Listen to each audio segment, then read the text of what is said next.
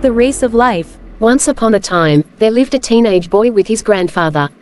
He is a runner and for whom success is winning every race he was participating. He never worried about any other thing. The boy is famous in his village for his running capabilities and was popularly known as Incredible Dash. He never bothered about his grandfather. He was focusing only on himself and his success. One day there was a sporting event planned in his village. He was preparing himself for the running competition. On the day of the event, a large number of people have gathered to witness it. His grandfather also came to the ground. Crowds were eagerly waiting to see the boy race. The race for 200 meters commenced. All the teenage boys were sprinting fast and were a tough fight to the finishing line. But with his determination, he finished first in the race. People on the ground gave him a big round of applause. He felt proud and was top of his world, but his grandfather remained calm. After some other events, the race for 100 meters began. This time, all the teenage boys were fitter than the previous race. The race started. He ran full speed and finished the race first once again. The crowd once again gave thundering claps. He jumped all over the ground and was not bothered to give handshakes to his fellow racers, but his grandfather remained calm without any reactions. He pleaded for another race. He was so confident that he may beat anyone in the race. His grandfather stepped in and showed two challenges to him, a blind girl and an aged man for a race. He said, "What is this? They are not my challenges." Grandfather replied, "Just race."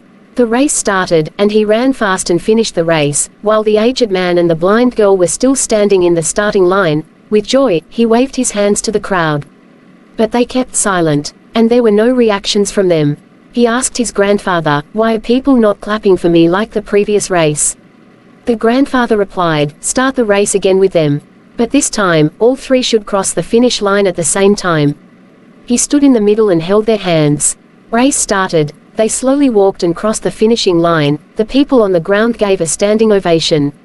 The boy asked his grandfather, "For whom the people are cheering for, is it for me or them?" Grandfather smiled and said, "This race which you won right now along with them is much more than the race you have run before.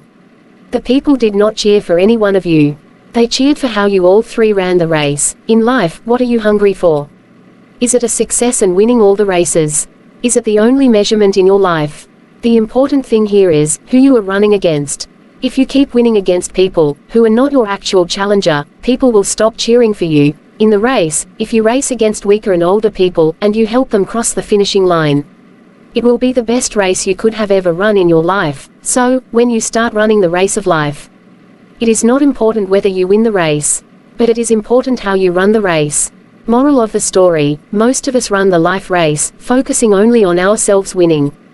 We do not carry the people who need support from us to cross the finishing line. Instead, if we carry these people in the race along with us, there will be a beautiful life waiting for us in the finishing line.